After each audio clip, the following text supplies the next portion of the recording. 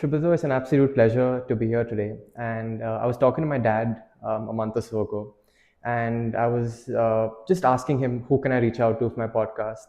He said, why don't you reach out to Mr. Bagchi? I said, who? He said, Shubhato Bagchi. I said, I know who that is. And I also think I am a bit crazy, but I haven't reached that level of delusion yet to think that he would actually even consider replying to my email. But as they say, dreams come true. And I think this for me is one of those moments where I am living my dream. So honestly, from the bottom of my heart, it's a pleasure to be here today and looking forward to a great hour or so of learning from you today. So likewise, and I must tell you that it's not like, I don't get mails from many different people asking for an interview, asking for a podcast. And it needs to fit into your priorities, and sometimes it does not. Second thing is, with travel and other things, there are constraints. So quite often, more often than not, I have to actually politely regret. But with you, it was different because one, you were demonstrating a professional quality which was disproportionate to your age. And I always maintain, people don't understand it often. So you send an SMS to somebody, you send a WhatsApp message to somebody, you send an email to somebody, and your personality shows through. Okay, we do not always realize it.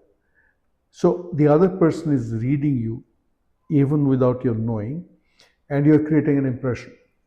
So as against those many mails and messages and recommendations that I get, there's something in your messages that exuded professionalism, preparedness, and it exuded a lot of genuineness. So I said I should do it. And I'm glad that we could find the time and space together, so we are here today. Absolutely. Subrata, I think your days in Wipro, Mindtree, well known, well documented. Everyone knows about it. But what I want to learn more from this conversation is the past 8 or so years of your life, ever since you've taken a step back from your corporate career, moved on to skill development, focusing on the social sector, etc. It could have been so easy for you to just step back from the corporate world, maybe invest in a couple of firms, start your own firm, just sit back, enjoy, enjoy retirement, enjoy all the hard work you've done and the fruits of your labor. But instead, you chose to go to Odisha, set up and lead the skill development authority there. Why? What made you even consider doing something like that? I know money may not have been as much of a factor, but you still maintain that 1 rupee check that you used to get is still one of your biggest accomplishments. So what was your thinking, and why did you decide to step into the social sector? So, Mindtree was an absolute high point of my life. And I was, after co-founding Mindtree in 1999, actually one needs to go back a little bit. Mindtree germination happened in 1998. Yeah. So practically Mindtree was consuming me and the other co-founders.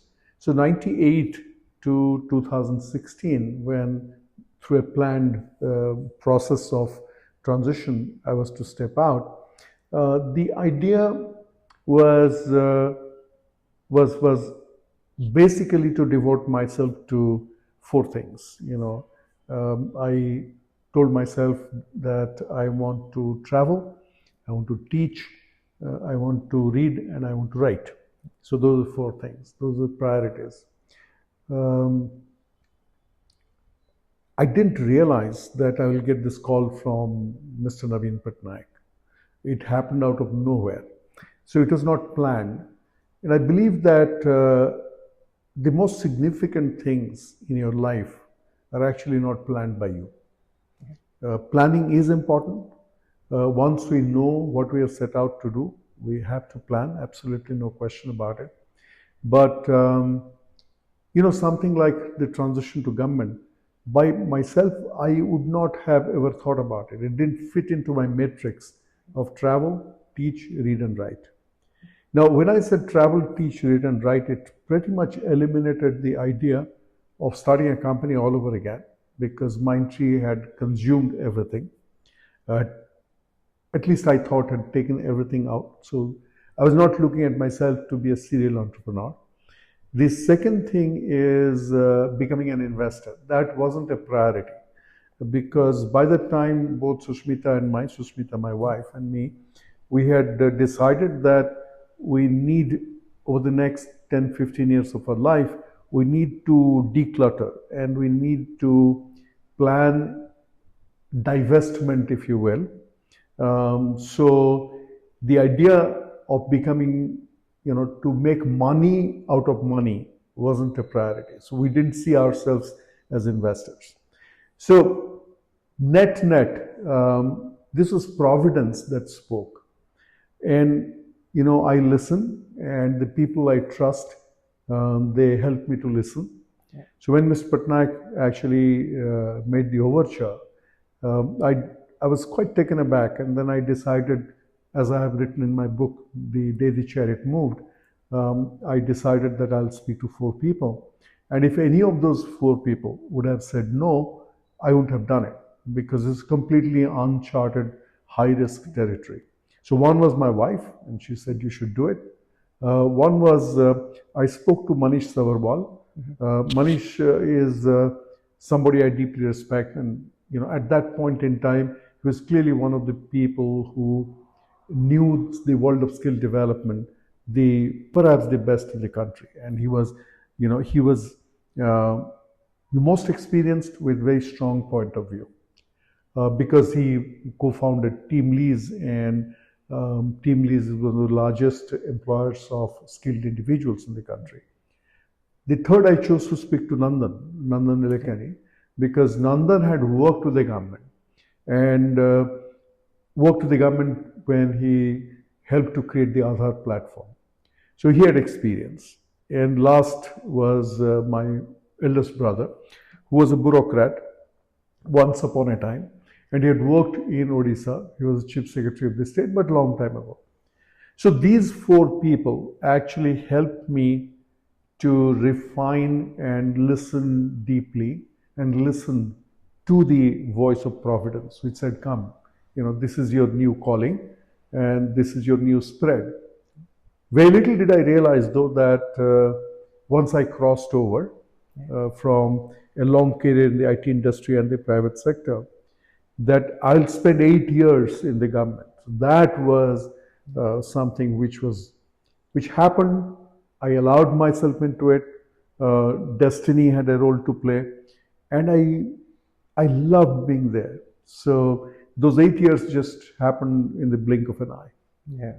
Does someone like Subroto get intimidated? Because for you, coming from a large organization, leading a large organization, like you said, stepping into uncharted territory, and one of the first things you did was, please correct me if I'm wrong, travel the length and breadth of Odisha just to see for yourself, experience firsthand, the infrastructure, the people, the education system. Were you at any point intimidated? Did you ever think that, like you said, 8 years was unplanned, but did you ever think that it may be a bridge too far, to actually do something like this in this sector? So, you know the phrase runt of the litter, Yeah. right? So my mama, right there, okay, she had 5 sons, okay, and I'm the runt of the litter, so I'm the youngest. So what that does to you is you don't really know your limitations, okay? Yeah. So you meet a lion who is 100 times more powerful and bigger and in your face, and you blink your eye and say, who the hell are you? Okay. Yeah. So that kind of child in me has always remained, and I have not been intimidated by anything in my life. And this is not to sound immodest. Yeah. Didn't mean that I was a superhuman and super capable. Remember, I'm still that little puppy who's sometimes looking at a cat, sometimes looking at a lion, but doesn't know what where you should draw the limit. So I'm sure you have done this as a child when your parents are not around home, and you steal a candle, you light a candle because you're curious about it, and you have heard about the flame of the candle, the yellow flame, the white flame, and you put a finger into it the first time. Okay, you want to try this out. You're not intimidated that you'll singe your finger, so you put your finger into it. And you know, as a child, I didn't go to school till the age of 8, and I've talked about that on many occasions. But what that meant is that you have a lot of free time on your hand, and you're curious, you're trying things all the time.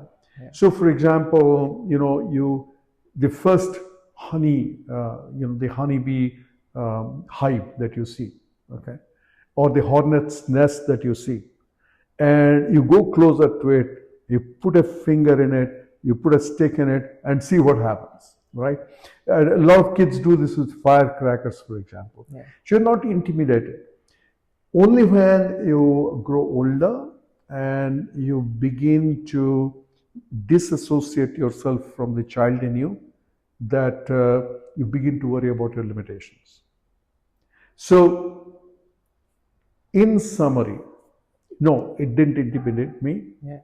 And you always say, so what can happen? Nothing significant will happen, because you find yourself not capable of rising to the occasion, maybe. Okay. Then what you do is you seek help. If you do not know how to seek help, then you get intimidated, right? And nobody is powerful enough by herself or himself. So when you feel that you are out of depth in a certain situation, you look around, you beg for help, you seek counsel. Okay. And I have had the fortune of working with some really great people. So one of the things that I learned working with Mr. Azim Premji is the importance of surrounding yourself with very competent, very capable people. So once you do that, then the task at hand becomes less daunting. And the other thing is, you hear this statement that it's lonely at the top. Sometimes it is, sometimes. But I'm not a person who ever feels lonely. Okay. So when you, I'll modify that. I'm a person who most of the times doesn't feel alone in dealing with a situation. So when you surround yourself with people, and you're happy surrounding yourself with people more competent than you are, and when you have the grace and capability to seek help and seek counsel, then things begin to fall into place. Because I think one of the reasons I miss my childhood is purely for the reason that I could experiment without feeling scared. And I still think I'm fairly young, but now I also have this mindset that if I do this, this is the result. If I do that, that is the result. So I may not experiment as much. But I think that culture of learning, like you said, especially when you're already at the top, is so important, because all the people that I speak to, the ones who have achieved a lot of great things and success in their life, say that learning is a never-ending process, right? You may be the CEO of the world's largest organization, but there's so much for you to learn, even on a daily basis, right? But I also feel there's a fine balance between being power hungry and actually learning, because a lot of people these days, I feel, get carried away by fame.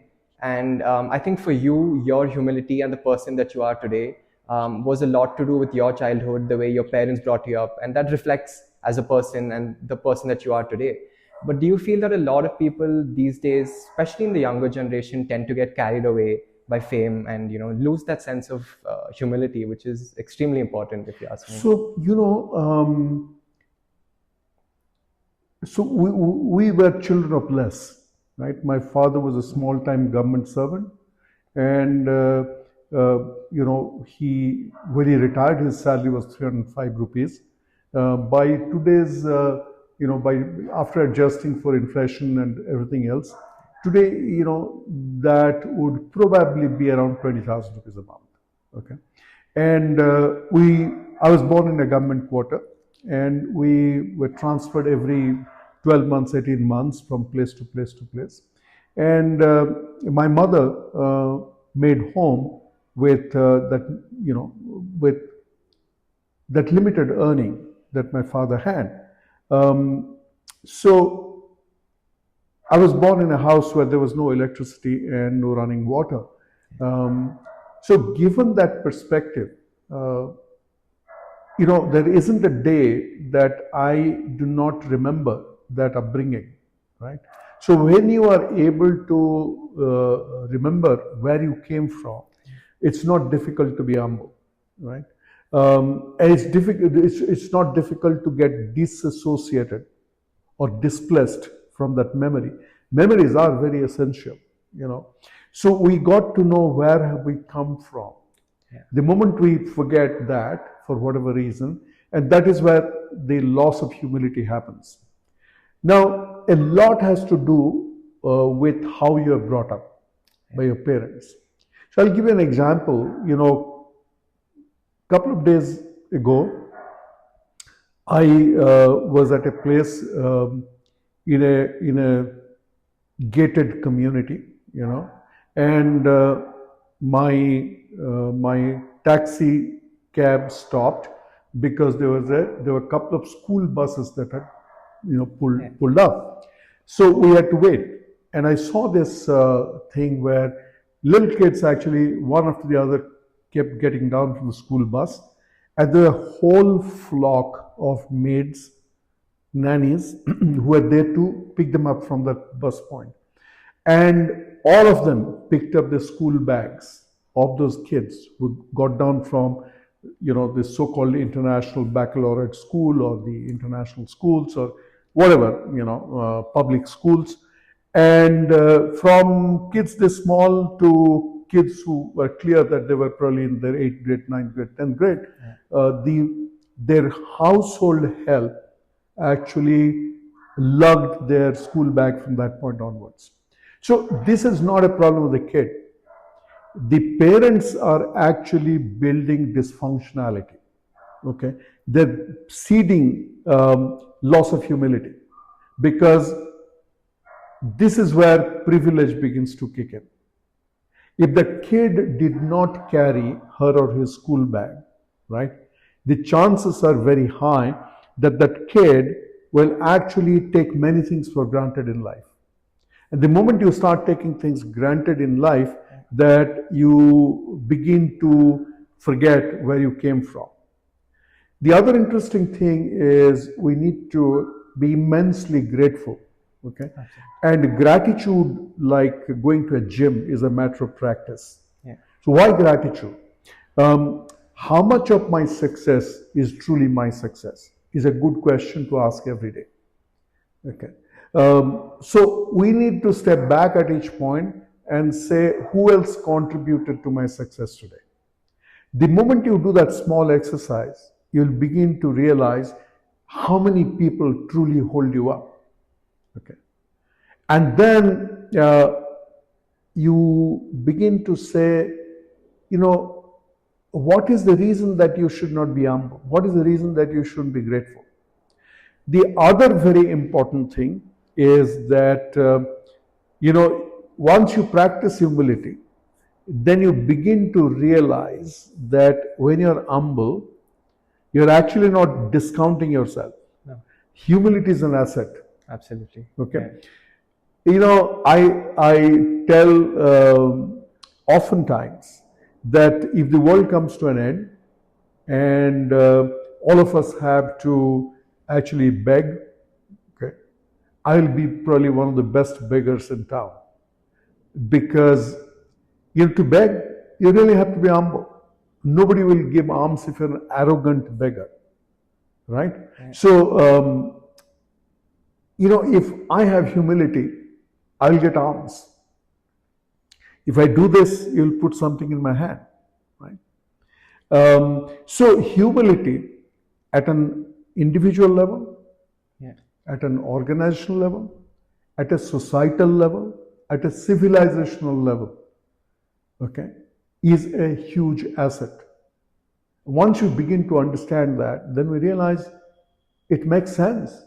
It makes a lot of sense. It may not be so apparent, but it makes a lot of sense. Yeah. Strangers will talk to you. Yeah. When you need the help, help will arrive from completely, um, completely unimagined sources. Yeah. So the system is listening to you. The system is looking at you. And would I be actually having this conversation with you if I felt you were an arrogant guy? Okay. So if you thought that I was an arrogant guy, what are the chances that you will say, hey, I want to talk to this jerk here? Okay. We're having this nice conversation because I'm respectful to you and you're respectful to me. Yeah. So humility is about all that stuff. Yeah. It's about inclusiveness. It is about being rooted to your beginnings. It is about gratitude, and it makes a lot of good sense. Yeah. Because I've personally never understood why, especially here in India, I still feel we're very defined by where we come from, our level of education to a certain extent. Because let's say we talk to our house help, we talk to our drivers, right? Somewhere there's that feeling that, oh, he or she is my driver, Yeah. he or she is my house help. Yeah. And I've never understood because I've lived abroad for a few years. That's not the case abroad. Everyone's treated equally with the same amount of respect.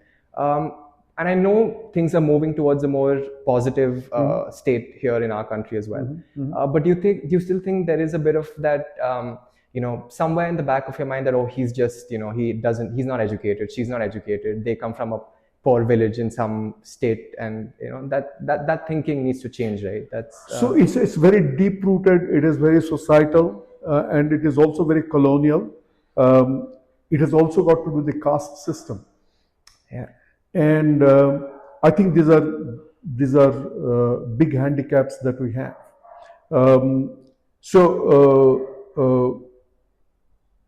When you come from a background like that, okay.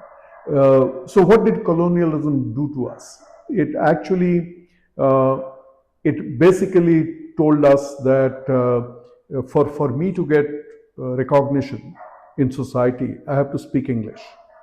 And so immediately there's polarization. People who have access to be able to learn English, speak English, and vast majority who cannot.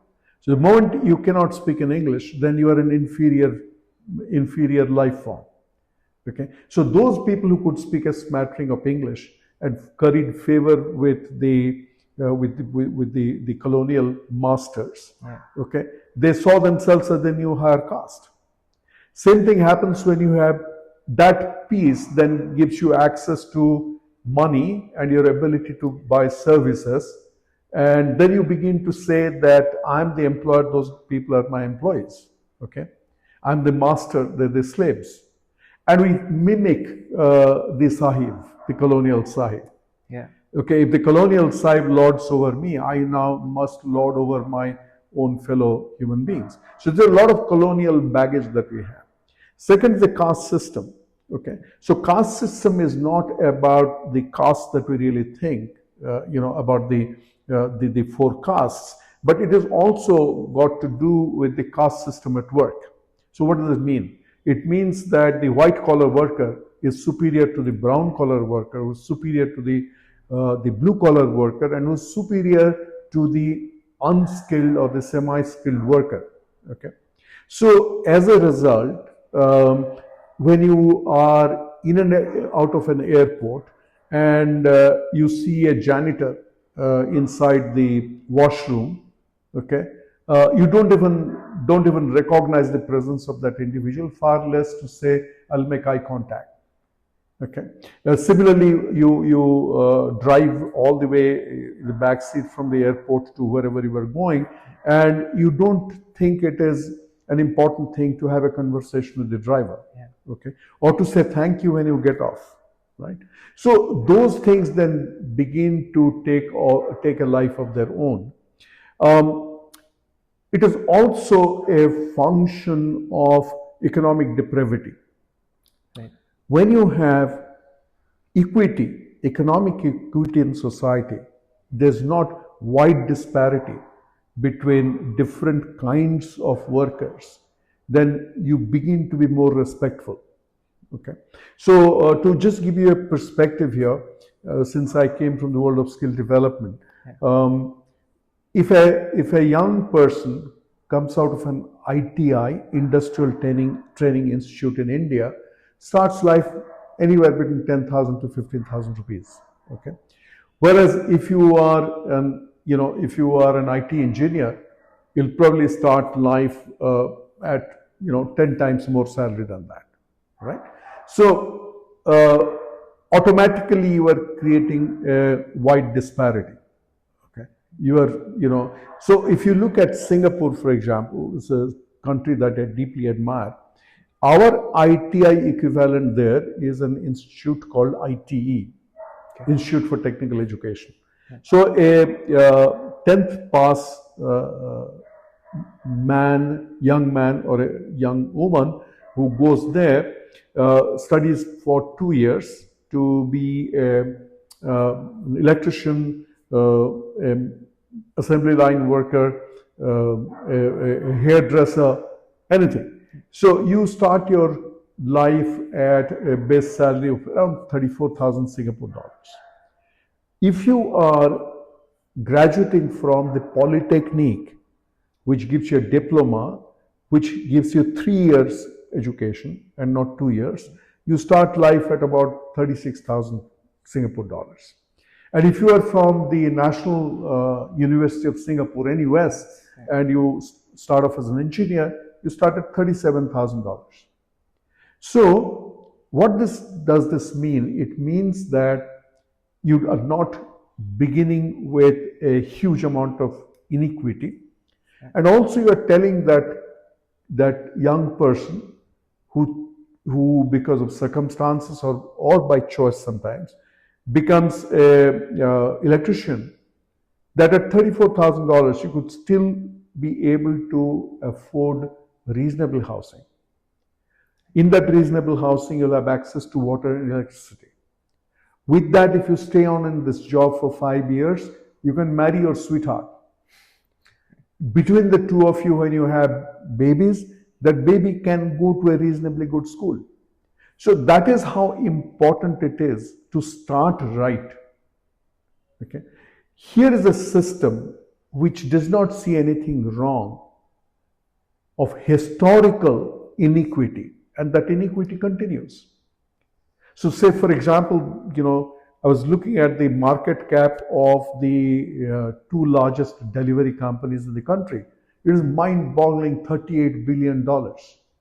And then you look at these people in the traffic on a beaten up, electric scooty or something, or sometimes a bike, and wearing a dusty, ragged uniform that gives the company name in the back, and inhaling carbon monoxide probably 8 hours a day, and living from that tiny sliver that the delivery company is giving, and sometimes the little bit of tip that the person gets. And you have to pause and say, is this fair? Is this equitable? Right? So we need to think of all these things. Yeah.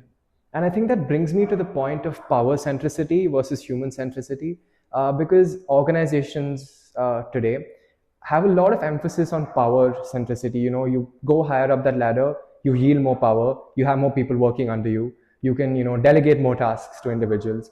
But I feel the human values, like you said, get lost. Right? Is there a fundamental shift that you feel is needed in organizations to actually value human centricity more over, power centricity within the organization? Yes. So it is not just an organizational construct. It is a family construct. It is a educational system construct. It's a societal construct, and within that, it's an organizational construct. So So as a whole, we have to have more respect for the individual, whoever that individual may be, right? So only when we make it ingrained that an institution cannot be an exception, including the idea of government, right?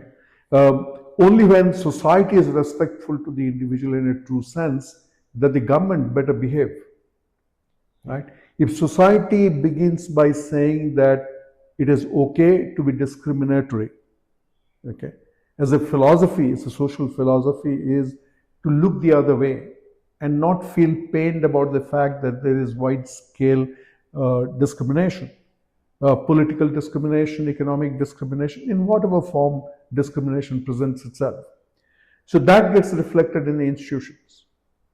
In many countries, if you people look at your supply chain, people look at what is upstream and downstream in terms of the product or service that you provide. That's what the corporate sector is doing. It's either providing a product or providing a service, right? So people look under the veneer. People lift the veil, so to speak, because that society inherently, okay, is more just and more humane.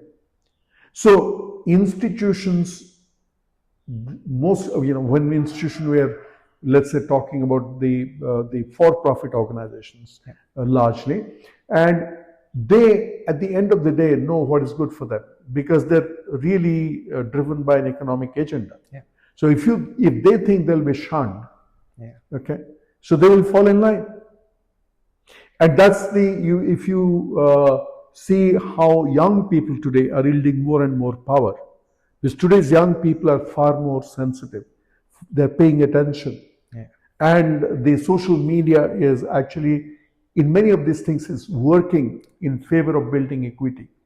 So the younger generation today is actually asking deep questions, and many companies are reorienting themselves yeah, in terms of their service and product delivery, their sourcing, so that they don't fall out of favor with the economic powerhouse that the younger generation is. yeah. So I would repeat by saying that, yes, institutions need to balance the role of the hierarchy versus the importance of the individual.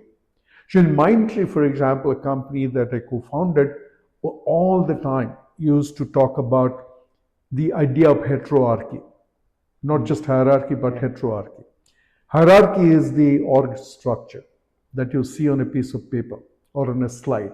And heterarchy is the white space that you'll not see. So we thought that Mindtree should be a company which is egalitarian, not because we are a bunch of communists, but because we realize that if a company has to be innovation driven, okay, and we wanted that as a clear position for Mindtree, you need to have respect for the individual. You have to actually demolish hierarchy as much as you can and make the heterarchy talk. Okay. So it meant many things. One is that, even the chairman of the company did not have a private toilet. When the board meetings took place, the board members actually used the toilet along with everybody else. So toilets were common. Yeah. Nobody there was no private dining room. Okay. Everybody ate at the same cafeteria, ate the same food. So given that perspective, okay, so from the security guard to the janitor to everybody, okay, they had the same access. We're talking about access again. One of the things that dehumanizes people when you don't have access to information. So in Mindtree, we had this rule called 90-90-90, which meant that 90% of the people will have access to 90% of the information 90% of the time. So the rest is classified because of regulation, because of whatever reason. But whether you are at an entry level, You are a janitor, you're a security guard, you are, the chief technology officer of the company. 90% of the time, you will have access to 90% of the information. Right? The moment you have access to information, that demolishes hierarchy. It's fascinating. And I think just the information part, right? It brings me back to what can I do as an individual to contribute to, not within an organization, but to the society as such, right? Two things. So, as an individual and as an organization, what can be done to help upskill people? Because the classic argument today, like you mentioned about the delivery boys, is that, oh, they don't have the skills to do a marketing role. And it's interesting, we call them delivery boys. Yeah.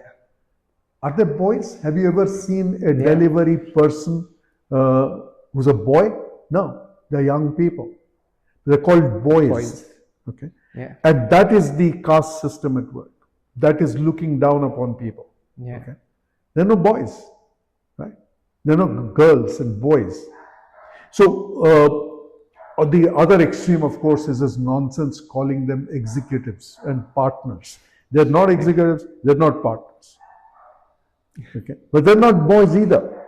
Okay? We must begin by correcting ourselves on that. I'm not picking on you. No, absolutely. I think that for me is important learning, because if one person makes a change, it inspires others to make a change as well, which brings me back to the point of what can I do as an individual to ensure that people are, because in your capacity as an individual, you've overseen the development of various training institutes and research centers, and you very proudly look back upon the benefactories of those institutes, who are doing great things in life today.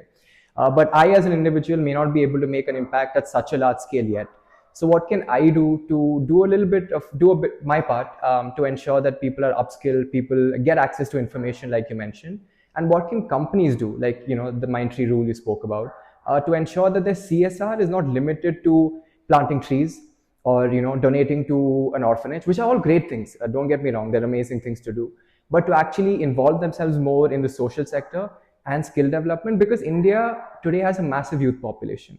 Right? How do we get that youth population to be at a level where they can say that, I can do this role confidently and I want to be able to make a difference, right? What can we do? So my response to you is, obviously, we can do huge amount of things. And by the way, you don't have to do things at scale.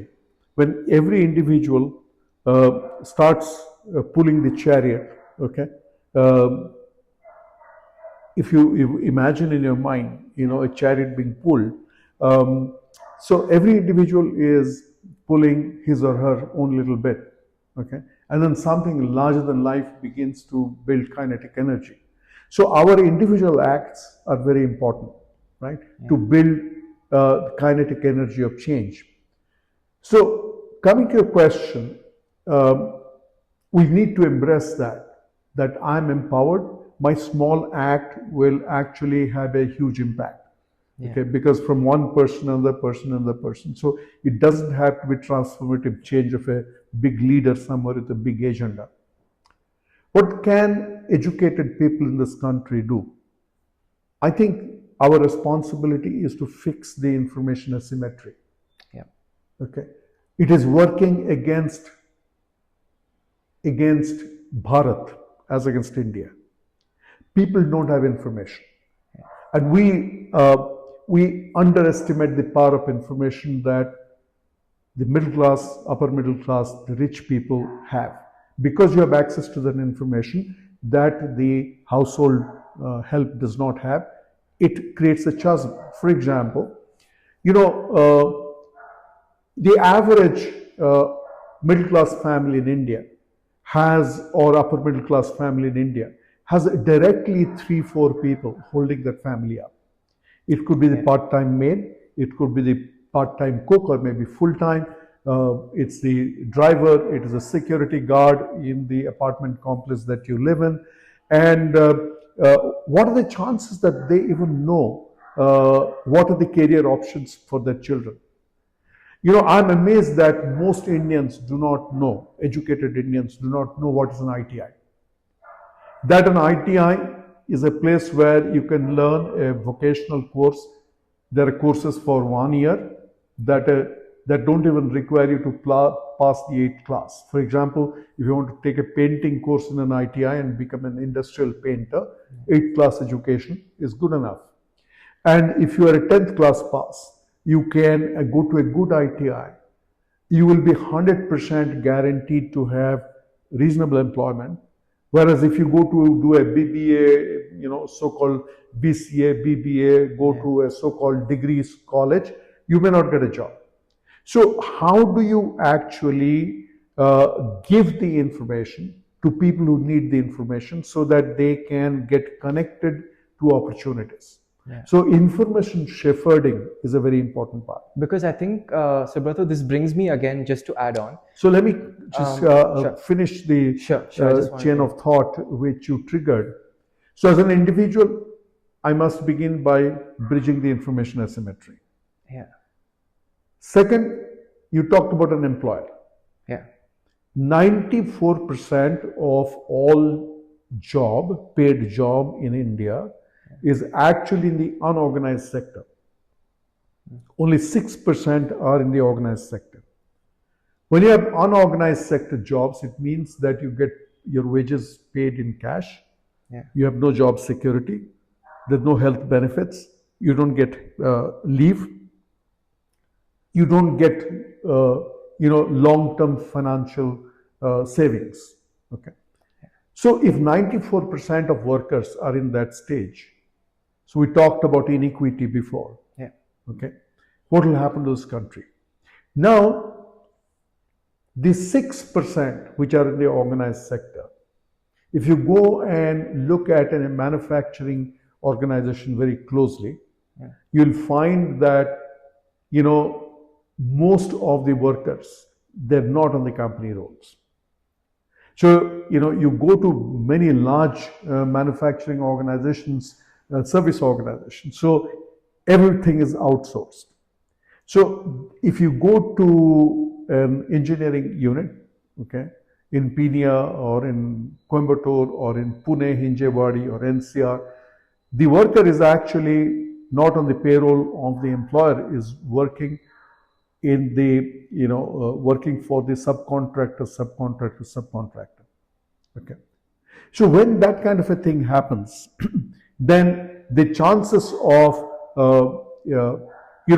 subtle and acceptable exploitation sets in.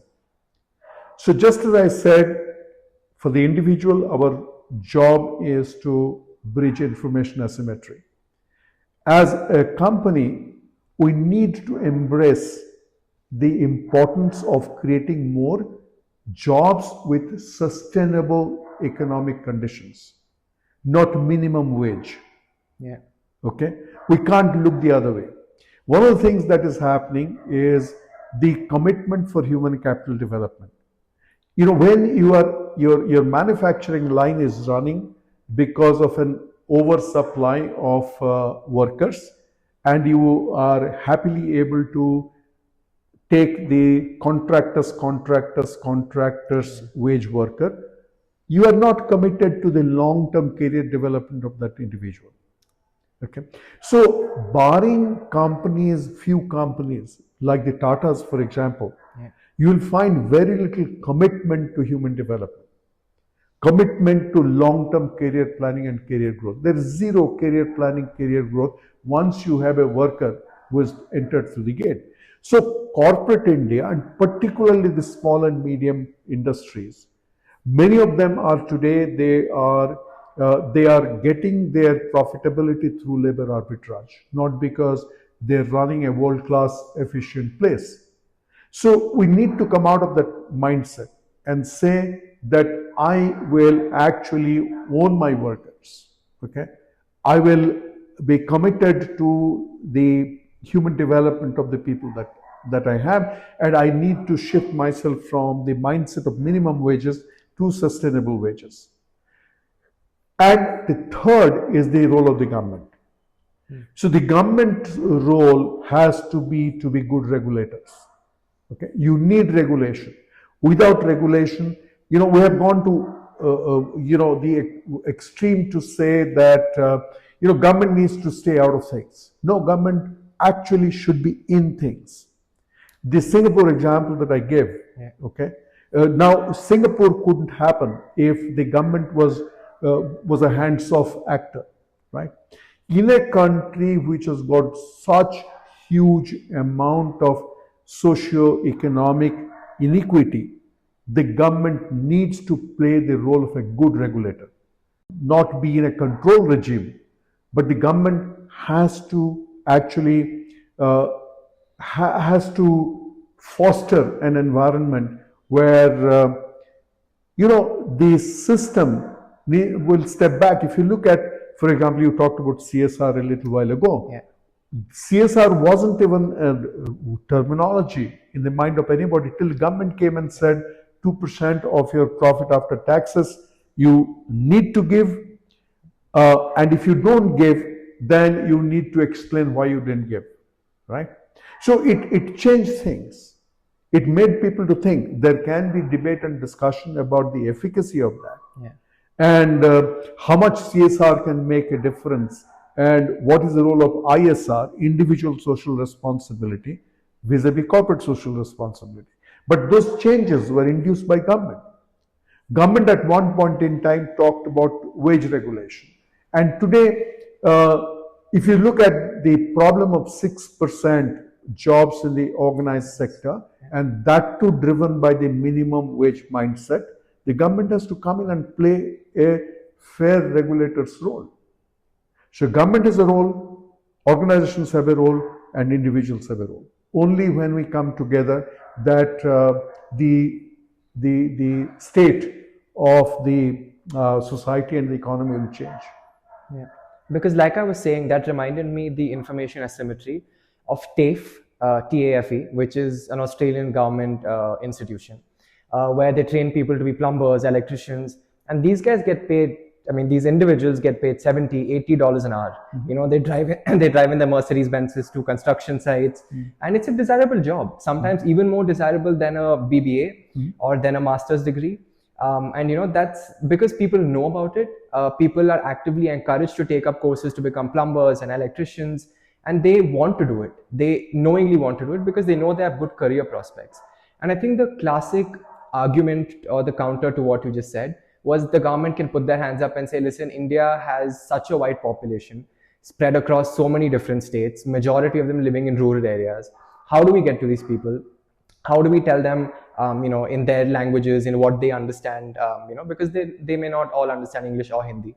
How do we get to them, spread the information, tell them? And I think this relates to what you did back in the Orissa government as well, right? How do you get to that sector to actually inform them that, listen, being a plumber, being an electrician, being a technician is a desirable job that will pay you, that has a good future for yourself and for your family as well, because that's something that can that's probably the counter to what you just said. Yeah. So number one, what is coming in the way? Number one that's coming in the way is social stigma. Okay. It is okay to be a carpenter, truck driver, hairdresser, nursing assistant in a country like Australia, or for that matter, any other developed country, and you don't fall into the caste system. There's no caste system, right? So we need to be cognizant about the fact that it's a very sad situation that there's a lot of social stigma, right? The second thing that's happening is, apart from social stigma, which prevents people from either taking these kinds of roles or finding respect in society. Okay. Other than that, the thing that is really coming in the way is exploitative wage system. Okay. If a kid does not feel that there is economic security by becoming a good electrician, that kid will not go to an ITI. A lot of kids come to an ITI or to short-term skill development courses that are many times offered by the government, because they think that by going there, you'll be actually immediately cast as a failure. Okay, you are a failure. That's why you have come to an ITI. You're a failure. That's why you have come to, all doors are closed. So you're coming to a Din Dayal Upadhyaya Gramin Kaushalya Yojana for, a 2.5-month training program. So we need to fix the wage disparity. Only when they will say, yeah, I may not get paid like an IT engineer or a nuclear, scientist, but with the kind of money that I'll make, I can rent a good house, which will have electricity and water connection, and I can marry somebody of my choice and raise kids. They go to reasonable schools. So the wage disparity, and connected to that is housing. Okay, this is not spoken about in India, right? If you look at what happened in the aftermath of COVID, India had its worst refugee crisis. We don't call it the refugee crisis because it will hurt a lot of sentiments, okay? But it was a refugee crisis. People were refugees in their own country. Now imagine those millions of people who became refugees in their own country, which was the largest human exodus in this civilization called India. Would that have happened if those people had housing? Why did they, helter-skelter run back to their villages? Because they didn't have proper housing. Okay? So if you don't have a proper housing, right, nothing works. Everything else is a theoretical conversation. Wage and housing is coming in the way of social acceptance of skilled workers. Much of the stigma will go away if we fix the wage issue and the housing issue. So you go to Singapore, okay, you have mixed housing, right? I always say that a plumber in Singapore, repeat, a plumber in Singapore has access to the same quality of drinking water as the Prime Minister of Singapore. If you look at the plumber and carpenter and taxi driver of Singapore, they are equidistant to the electrical grid in Singapore and get the same quality of electrical connection. In India, if you are only, the moment you look at how far a person lives from the electrical grid will actually show the socio-economic distance that individual has to cover. Okay. We take water for drinking water for granted, right? In developed countries, access to water and electricity is a given. It's a big deal. So we have to begin with basics like that. Yeah. Because sometimes, even personally for me, like I said, drawing from my experiences abroad, even something as simple as maybe when I felt like getting out of the house, just to be able to get access to good public transport and, go out, get somewhere. My personal opinion is I find that a bit inconvenient and difficult here, which means that I'll have to take the car out, go somewhere. And I just feel like, just like you mentioned, I think of that as a problem. But when you think of housing, when you think of wages, it changes your perspective on things, because you can think of yourself as an individual. But when I think of people who don't have access to basic housing, I realize my problems don't even scratch the surface of the problems that they may be facing, right? And this is the education that I was talking about. Because if more people knew about this, they would go out there and make a difference. And I think this applies to the government as well, right? I had a professor, Mr. Boman Moradian. He is considered the god of operations management. He used to say one thing, GOYA, or for a lack of better words, get off your butt, right? And as an individual, as a corporate, as a government, I think it's extremely important to get off your butt, go to the village, just like you did when you first went to Odisha, just to see the place, see the infrastructure, see what's happening. And I think that's very underrated, if you ask me. And I think that's something that's often neglected. And I think, do you think that would make a difference if people actually went out, saw the conditions for themselves, and then said, you know what, it is time to make a difference. Let's go out there and make a difference.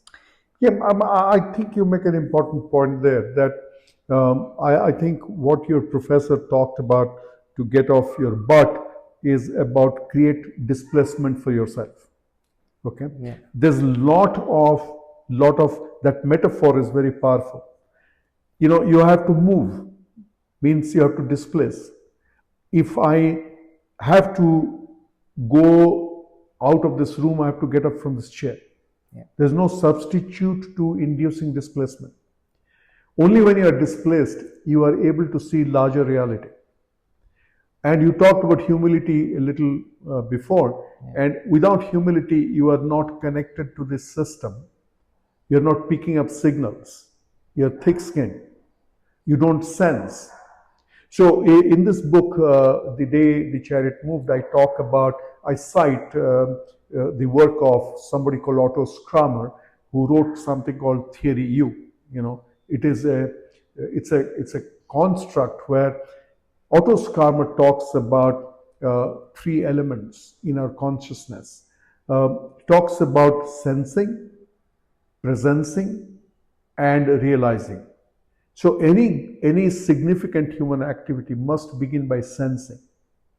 When you begin to sense your environment, you're receptive to the environment, that problems, issues, opportunities, options, they begin to become apparent. And when that process comes to a certain level where you experience presencing, you're present, you are aware, and you realize that what the solution is, what needs to be done. And then begins a journey where you externalize that knowledge and you act on that knowledge. Okay, and that's the state of realizing. Right? So you begin by sensing, presencing, and realizing. So unless you actually get off your butt, Yeah. okay, how you sense, and unless you sense, how you presence, and unless you presence, how you ever realize. So it is very, very important. Yeah, so a little while ago you talked about stepping out of your house and getting into public transport. We need Yeah. to talk about that. Yeah. The first time I traveled outside India, Yeah. okay, I was walking on the parking lot in front of a mall in the US, and after a little while, I realized something very strange was happening. As I was walking, I was crossing women, and it suddenly occurred to me that the women, and there were not too many people, I'm a man, and as we're crossing, uh, they're not walking with downcast eyes. Number one. Number two, sometimes they're making eye contact. Yeah. Okay, which basically means that they're not feeling inherently unsafe. Okay. It contrasted, if you walk anywhere in our country and you have a lone woman, okay, you will find that most of the time she is looking away from men or looking down to avoid eye contact. And these days, she'll be speaking on a cell phone continuously. Okay, so that she's indicating that I'm busy and I have access to somebody else. Right? This woman is disenfranchised from safe public commute. Okay. You go to Singapore again. I'm sorry, I keep saying Singapore. Okay. At 12 o'clock in the night, you will find young girls who are commuting, either going to work or coming back from work, Yeah. without them to feel that they're being pried upon. And it's a tropical country. It's a hot, humid country. So many young women actually dress in shorts. Okay, nobody's ogling at them. Nobody's trying to grope. Nobody's trying to get smart with them. In our country, women are 50% of the population. 50% of the population. Less than 25%, and currently maybe about 20% of women are in the organized workforce. Okay, and that number has declined over the last 10-15 years, Whereas even in countries like Bangladesh, that number has improved. If we don't fix the commute system and make it both comfortable and safe, women will not come into the workforce. Many women do not come into the workforce because they can't deal with the lack of safety in public transport. Okay. So the other interesting thing is why there are so few women entrepreneurs in India. It is because imagine that your sister or my sister or my wife has a small kirana store somewhere. Okay, it's 9 o'clock in the night. How safe is she to lock the place and come back home? Right? So these are seemingly small things. But no, because of these things, women don't come into becoming entrepreneurs. And because they're not coming to entrepreneurs, the overall economy is losing out. So with the safe public transport for a woman, okay, more women would come into workforce, which would result into unbelievably significant impact on the economy. Yeah. And I think public transport, first of all, is accessible to people who live within a metropolitan city or within a tier 2, tier 3 city. But then you talk about the people who live far away from the electrical grid, like you mentioned. Is there even public transport for them? Yeah. How do they even get to the nearest big city, right? Yeah. There's nothing. There's no infrastructure. There's so I think that infrastructure has significantly improved over the last 10, 15 years. Thanks again to large-scale government initiative. But it is, we have a long way to go. We have long way to go. Yeah. But I think, Subroto, if you look at the next 5, 10, 15, 20 years, right? And I know I'm thinking a bit too long term, maybe. Where do you hope, or because to be very honest with you, you've set up cancer hospitals, you've set up research institutes. I don't think I would be able to do that because it's just sometimes I feel like, wow, he's done so many things. If I were to replicate that on a scale of 1 to 10, I would be proud of myself.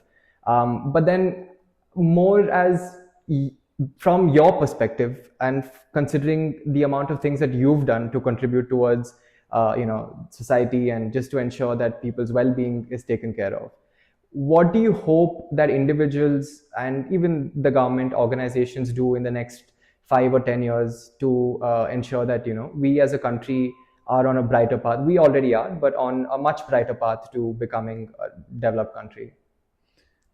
So let me first begin by saying, don't underestimate your power. At your age, I had no idea where I will be.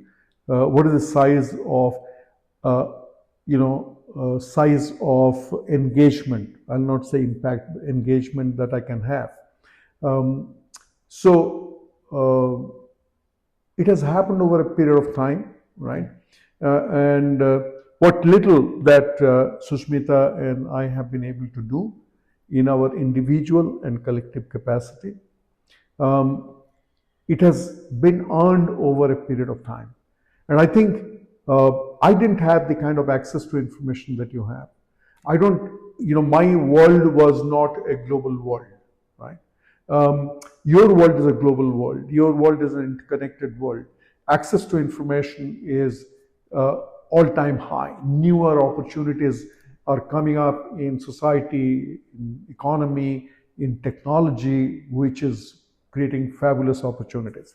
So I think that it's a great time to be young. And I wish that I was in that chair and not on this chair. I'm happy to trade places anytime, okay, including the hair on your head, So don't underestimate your power. That's very, very important to understand.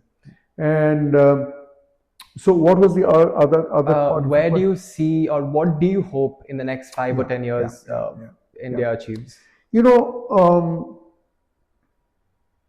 I grew up in an India that was poor,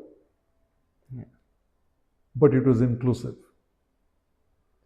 I grew up in an India that had far less, but it was far less polarized. I grew up in an India that was poor, but significantly less violent. Not just physical violence, verbal violence, thought violence. Now, the India of my dreams, okay, which may not happen in my lifetime, certainly must happen in your lifetime, is an India where to be well off, okay, we don't have to be excluding other people. Right? I rather be poor than be inclusive. I rather be poor than be violent. Okay. So the India of my dream is one where there is equity, there's inclusion, there's tolerance. Okay. And we shun violence. Of late, I've been thinking about the importance of peace.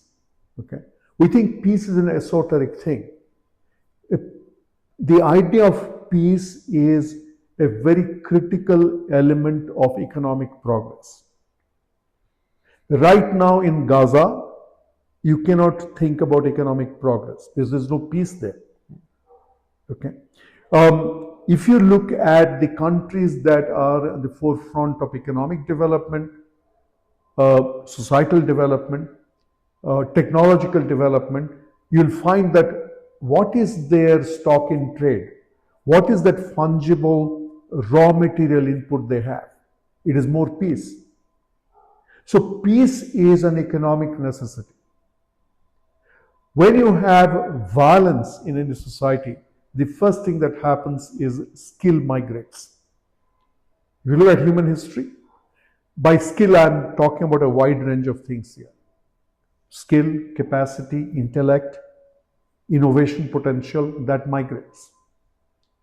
So for India of the future, if we want to be a consequential and not just a powerful, consequential country, then we must actually embrace the idea of peace beyond just the idea of what was, stereotypical perceptions regarding Gandhian sense of non-violence and Gandhian sense of peace, which are thought is all airy-fairy stuff. No, peace is not an airy-fairy stuff. So peace and equity, you take that out, I think, it will create huge risk for India. Yeah, because again, this reminds me of another podcast that I did with Lieutenant General Arjun Ray, who was, he actually started Operation Sadbhavna in the Indian Army. And when I was talking to him, he said, Aditya, the great educationist who has spawned many successful So I studied at Indus International. Oh, you did? So he was one of my very early mentors. And he said, Aditya, I could have easily handed my men guns and said, you know what, if there's a disturbance of peace, shoot on sight. But instead I gave them books. And I tried my best to ensure that women, children, everyone was educated. They knew about things. Like you said, information plays a huge role. Yeah. And I think today Operation Sadbhavna is one of the most successful, in terms of non-military operations. It's till date, it's educated thousands, lakhs of, children and women, and it's brought about a complete change in Ladakh. And I think that just brings me back to your point of saying that, it's education, information, and thinking of peace as something that can move us forward. So you cannot wish away violence. Yeah. Okay. Violence is in some dosage is required to counter violence, but how much is enough? And who should actually have the right of violence, right? A, it has to be controlled. B, it has to be at a supreme level. Okay. And it has to be done in a way that meets the larger good, and it must have checks and balances, and it must be subordinate to the call of conscience. We cannot have retail violence. Okay. And in a country like India, which is the most populous nation in the world, unless we are conscious about it, the per capita violence, the risk of per capita violence going up is significant. Okay. And as I said, violence is not just physical violence. Okay. It can manifest itself in many, many ways. Yeah. So, more than violence, I think we should talk about the need for embracing peace, for expanding peace, for protecting peace. Okay. For us to look at peace as an important constituent of progress. Yeah. Any progress. Yeah. And I think this again brings me back to the point of when you see India maybe 10 years or 15 years from now. Do you see an India where at the grassroots level, the foundation is much stronger than it is today in terms of more, young men and women attending ITIs and getting trained and, having a profession which they can actually rely upon? Is that what, I mean, I'm sure it's what we all envision, but do you see that happening in the next See, 10 years? deeply and inherently, I'm an optimist. Yeah. Okay. Without optimism, I won't be worth your podcast. What did I have? As the runt of the litter, Yeah. I had unbridled optimism, right? And it made up for lack of resources. So optimism is in my DNA at a disproportionate level, which prevents me from imagining an India which will actually not be better than what it is today. And the biggest reason also in that optimism is the fact that India largely is a country of ordinary people. And ordinary people are immensely powerful agents of change. Yeah. It is ordinary people who can actually deliver extraordinary results, extraordinary transformation. All we need to do is to build a vision, Yeah. create a vision community, give empowerment, bridge the information gap, have a society where the leaders are thinking all the time about equity. Okay.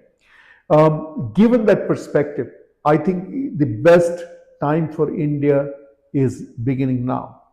Not just because it will be a $1 trillion economy or will be one of the most powerful countries in the world. I think it is important to want to be the most impactful, most beneficial country in the world.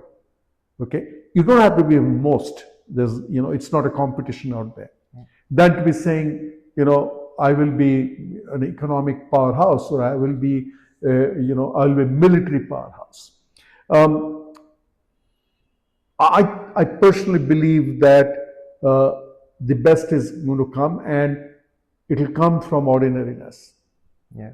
Being ordinary is extraordinary. Yeah. Subroto, I think, how they say some conversations energize you and leave you just feeling great about yourself. This for me was one of those. I think it was just a masterclass on humility, just to realize how privileged I am as an individual. And just a lot of takeaways from me for this session, especially the fact that, I think India as a country has a long way to go, but we are on the path to achieving it. And I think your inputs and coming from someone like you is massive learning, not just for people of my age, but of people of all ages across the country. And from the bottom of my heart, it's been an absolute pleasure and privilege being able to spend an hour or so with you. And I didn't even realize the time has gone by as fast as it has. So very grateful and thank you so much for it. No, it's been a joy. And as I said, that the impetus for this conversation was the clarity and quality of your thought. I don't want to be condescending here, but I think your mental maturity, your ability to construct ideas and ask the questions is way beyond sorry, but I'm going to say age. It's not like with age all wisdom comes, and but nonetheless, it is sometimes it's a God-gifted capability. It's come to you from somewhere. So please nurture it, please keep it, please treasure it, Yeah. and you know, never lose the child in you. Yeah. It truly means the world to me, and thank you so much. Thank Really you. appreciate it. Thank you. Thank you. Good luck.